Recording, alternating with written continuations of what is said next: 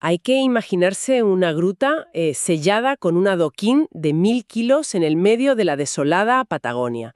Desde adentro, en una oscuridad total, salen ruidos espeluznantes que aterran a cualquiera.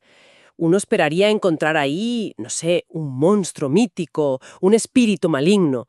Pero lo que Lindy Patoruzu descubre al mover esa roca, bueno, destruye por completo la brújula moral de la historieta clásica. Es que es un punto de partida, digamos, verdaderamente brutal, porque rompe de lleno con esa expectativa tan cómoda de la historieta tradicional, ¿viste? Esa donde todo se divide fácil, en blanco y negro, el héroe impoluto y el villano. Claro, obvio, los buenos y los malos bien marcaditos. Exacto. Pero lo que sale de esa cueva plantea interrogantes que desarman toda esa estructura, por completo. Absolutamente. Y por eso, en esta zambullida a fondo en los orígenes del cómic nacional, vamos a hacer un análisis zarpado de dos joyas de Dante Quintarno de los años 30, Upa y el misterio de la gruta, y Se casa el indio. Dos clásicos, sí, sí. Para quienes nos escuchan, vale la pena aclarar algo de entrada. Esto no es solo un repaso de dibujitos graciosos. O sea, nada que ver. Estamos ante un tratado filosófico, psicológico. Es el choque frontal entre la inocencia más salvaje, la burocracia porteña y, bueno, el peso asfixiante de las tradiciones ancestrales. Totalmente. Y lo más fascinante de este material es ver cómo, bajo toda esa superficie de comedia física, de los golpes y el bardo constante, Quinterno está explorando traumas generacionales re profundos. Posta que sí. Nos pone frente a dilemas éticos con una profundidad digna de la literatura clásica, te diría. Es un espejo increíble de las tensiones de una sociedad que estaba, en plena transición entre el mundo rural y la modernidad de la ciudad. Arrancamos por el principio, si te parece, porque el nivel de quilombo que maneja la primera historia es de no creer. Estamos en la inmensidad de la estancia patagónica. El capataz, Niancul, viene corriendo despavorido, jurando que de la montaña salen lamentos de ultratumba. Un miedo tremendo tenía el chabón. Tal cual. Y Patoruzuba empuja ese adoquín de 1000 kilos y descubre un secreto familiar oscurísimo. No hay fantasmas. Encuentra a su hermano menor, Upa. Un hombre gigante, pero con mentalidad y pañales de bebé. Y el giro que toma la historia ahí hiela la sangre si uno lo analiza un poco. Porque junto a este ser asustado, Patoruzú encuentra una carta póstuma de su padre, el cacique Patoruzú I. En ese pergamino, el padre confiesa haber encerrado a su propio hijo. Y sin ningún remordimiento, ¿eh? Los términos que usa son terribles. O sea, le dice bicho curioso y sietemesino deforme. Una locura. Sí, es fuertísimo. El mandato del padre era que Upa debía vivir y morir en esa cueva, en la ignorancia total, solamente para no deshonrar a la noble casta de los tehuelches. Pensando en paralelos históricos o mitológicos para nuestra audiencia, es casi imposible no ver a este padre como una especie de rey Minos, digamos, el que encierra al Minotauro por pura y exclusiva vergüenza. Quiere tapar esa imperfección. Esa analogía es muy precisa. Claro. Y nuestro protagonista, Patoruzú, se convierte en el héroe que entra a ese laberinto. Pero no entra para matar al monstruo, como Teseo. Su primera reacción es gritar «mi misma sangre» y darle un abrazo tremendo. Es que si conectamos eso con un panorama filosófico más amplio, lo que plasma Quinterno ahí es el colapso de dos sistemas éticos completamente opuestos. El padre representa una ética del honor antigua, casi espartana, digamos. Donde lo imperfecto se esconde o se destruye, claro. Exactamente. El individuo no vale nada frente al linaje. Solo importa la fuerza y la pureza de la sangre. Pero ¿no resulta contradictorio que un cacique aplique una ética tan cruel, una eugenesia así? Digo, desde el punto de vista del héroe de la historia. Y ahí reside la genialidad narrativa, justamente. Quinterno usa al padre no como modelo, sino como el símbolo de un mandato opresivo. Patoruzú ejerce una ética radicalmente distinta. Una ética cristiana del perdón y la compasión. Al abrazar a Upa, digamos, rompe todo. Tal cual. Corta de raíz un trauma generacional inmenso.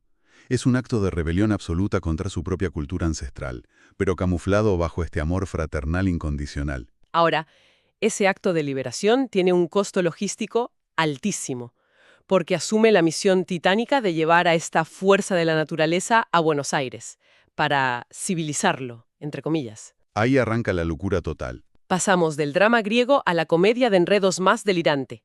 O sea, intentan meter a un gigante de cientos de kilos en un tren. Como no entra por las puertas del camarote, Upa viaja todo el trayecto aferrado al techo del vagón, a la intemperie. Cortando clavos todo el viaje. Y llegan a la gran ciudad, a un hotel de lujo, y obviamente no hay cuna para una criatura así. ¡Obvio! Llora a gritos y nadie en la metrópolis entiende sus gemidos. ¡Un bardo bárbaro! Es que esa barrera de comunicación es el núcleo del conflicto que sigue. Buenos Aires no tiene las herramientas para interpretar a UPA, y UPA no tiene filtros cognitivos para descifrar la ciudad.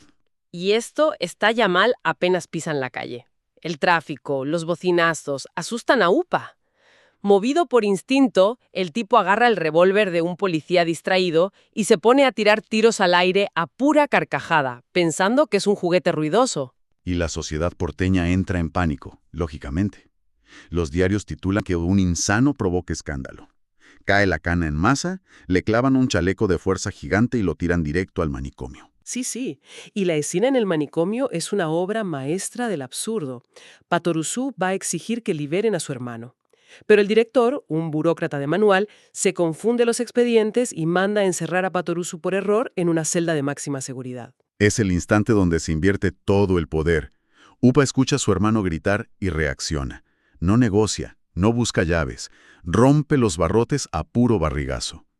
Embiste con la panza, literal. Arranca la campana, reparte mamporros a lo loco. Termina liberando a todos los locos del asilo, que lo quieren coronar rey. Totalmente. Pero hay algo acá que es revelador. Si uno mira este encierro institucional, se puede analizar a UPA desde la óptica de Nietzsche, como una representación literal del superhombre, el Übermensch. Un salto al vacío bastante jugado, ¿eh? Yo hago de abogada del diablo acá. ¿No es Upa simplemente el buen salvaje de Rousseau que la ciudad intenta corromper y listo? Es una re buena pregunta, pero la diferencia está en la acción. El buen salvaje suele ser pasivo, una víctima que sufre. UPA no es pasivo para nada. Él impone su voluntad sobre la ciudad. Ah, claro, entiendo la diferencia. El superhombre nietzschiano está más allá del bien y el mal, no se rige por la moral de rebaño. UPA actúa por instinto vital puro. No entiende de armas, propiedad privada o cordura. Al derribar las rejas, no comete un delito para él, solo aplasta algo artificial que lo limita. Y ese choque de voluntades deja claro que la sociedad porteña no se rinde. Si no pueden enjaularlo en un asilo, intenten meterlo en jaulas culturales. Porque UPA escapa y lo secuestran unos gitanos para usarlo de bala de cañón en un circo ambulante. Lo ven gigante y redondo y dicen, ya está, es el negocio. Tal cual, lo mantienen cautivo y el pobre llora a mares, pero llora no por estar preso, sino porque quiere que le regalen un elefante vivo. Patoruzú llega, desarma a los tipos, pero le dice que no hay elefante. Y Upa agarra una rabieta bíblica, agarra una piqueta y demuele el circo entero a picotazos. Se creía intendente municipal, digamos. Exacto.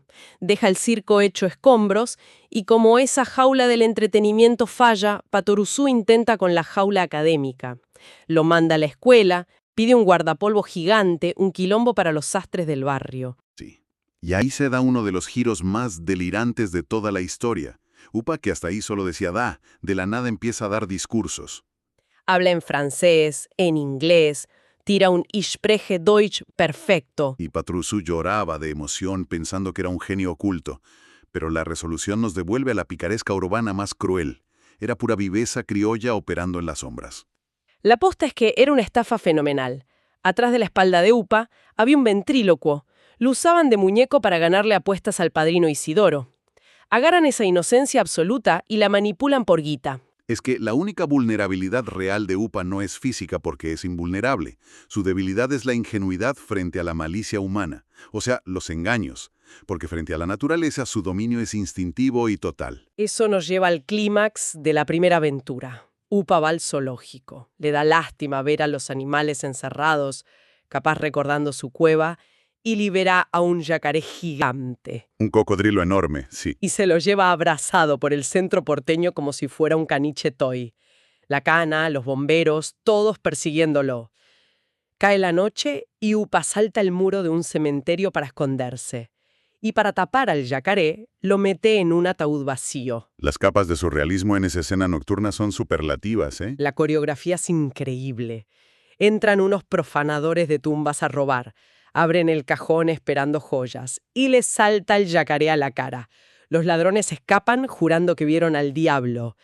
Y mientras, Patoruzú rastrea a Upa por el cementerio, pero no con linterna, sino olfateando la tierra como un sabueso. Y la imagen que encuentra es tremenda. Para hacer un cuadro, Upa sentado en el pasto, jugando a las palmaditas con un esqueleto humano. Quinterno hasta le dibuja un cartelito al esqueleto que dice «Hueso 100% neto». Una ironía brillante. Para Upa, ese esqueleto es un chiche más. Y para coronar la fuga, roba un colectivo estacionado sin freno, maneja cortando clavos por la avenida y lo estrella de frente contra pura chatarra. Y sale caminando lo más pancho. Claro, es que la carga simbólica del cementerio es enorme. Upa domestica a la bestia salvaje dándole afecto genuino y al mismo tiempo desmitifica a la muerte. Como que la desarma por completo. Exacto. La civilización está condicionada a temerle a la muerte. Levantamos mármoles y hacemos rituales. Pero para una mente libre de esos grilletes, un esqueleto es solo materia presente, un juguete. El verdadero peligro siempre fue el engaño humano, como el truco de Isidoro. Esta tensión entre pureza y manipulación nos sirve de puente perfecto para la segunda historia, Se casa el indio, porque acá la estructura que intenta asfixiar no es la ciudad, sino un mandato familiar repesado. Y el motor vuelve a ser un documento del pasado, otro adoquín gigante tirado desde la tumba. Pongamos el drama sobre la mesa para quienes nos escuchan. Patoruzú recibe en Buenos Aires un cofre lacrado del sur. Adentro hay una carta de su difunto padre. El viejo cacique moviendo los hilos, otra vez, digamos. Desde el más allá, dictando reglas. Tal cual. Es un ultimátum. Le ordena que se case con la Chacha, su histórica nodriza, bajo amenaza de una maldición terrible si no cumple. Patoruzú, pura lealtad, traga saliva y acepta el mandato sin quejarse. Es vital detenerse en la rigidez moral de Patoruzú acá. Su nobleza es heroica en batalla, sí, pero esa inflexibilidad casi lo lleva al suicidio emocional. Está dispuesto a sacrificar su felicidad solo por un papel firmado por un muerto. Es una crítica brillante a la obediencia ciega a las tradiciones. Pero en el universo de Quinterno, la tragedia griega siempre tropieza con el grotesco criollo. Allá en el sur, la Chacha está chocha de alegría. Y para asegurar todo, le pide a la mama Celestina unos yuyuyos mágicos.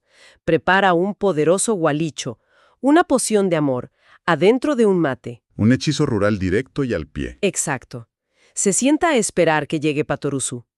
Pero entra en escena el atorrante definitivo, el padrino Isidoro. Isidoro es estructuralmente el reverso de la moneda de Patoruzú. Donde el indio es honor, Isidoro es pura viveza, cobardía y oportunismo parasitario. El chabón se entera de la boda y entra en pánico porque se le corta la guita en Buenos Aires. Quiere sabotear todo. Entra al cuarto, escondidas, muerto de sed, ve el mate humeante y bueno, se lo toma de un trago. El efecto es fulminante, o sea, se arrastra enamorado a los pies de la Chacha. Un papelón. Segundos después entra Patoruzú, ve la bombilla, toma del mismo mate y cae bajo el gualicho también. Tenemos un triángulo amoroso desquiciado, ahijado y padrino matándose a golpes. Isidoro intenta hacer trampas pero termina cobrando y Patoruzú le encierra con candado en un gallinero mugroso. Isidoro, de frac impecable, humillado entre las gallinas, es la síntesis visual de su caída. Y llegamos al clímax en la iglesia. La Chacha de blanco, Patoruzú embrujado a punto de dar el sí. Isidoro patea la puerta del gallinero, llega a los tumbos a la iglesia a los gritos para frenar todo. Suenan las campanas y de la nada entran 5 nenes gritando «¡Mamá, mamá!» y se le cuelgan del vestido a la Chacha. Ese remate es vital, porque la resolución de este conflicto tan profundo no viene de un acto heroico ni de un contrahechizo mágico. La burbuja de la tradición colapsa únicamente por chocar de frente contra una realidad cotidiana ineludible. Es que el giro es brillante, o sea, el gualicho funcionaba perfecto, estaban rehechizados los dos. Lo que rompe la magia es un baldazo de realidad tremendo. Enterarse en pleno altar que la novia ya tiene 5 pibes llorando de hambre. El mandato del padre cruje y se derrumba. Además, el rol de Isidoro exige, digamos, una reevaluación. Sus motivos son súper mezquinos, pero su presencia es indispensable en el ecosistema. Su caos, el tiempo que hace perder, es lo que permite que los niños lleguen a tiempo a la iglesia. La bajeza moral de Isidoro termina rescatando la perfección de Patoruzú de una tragedia segura.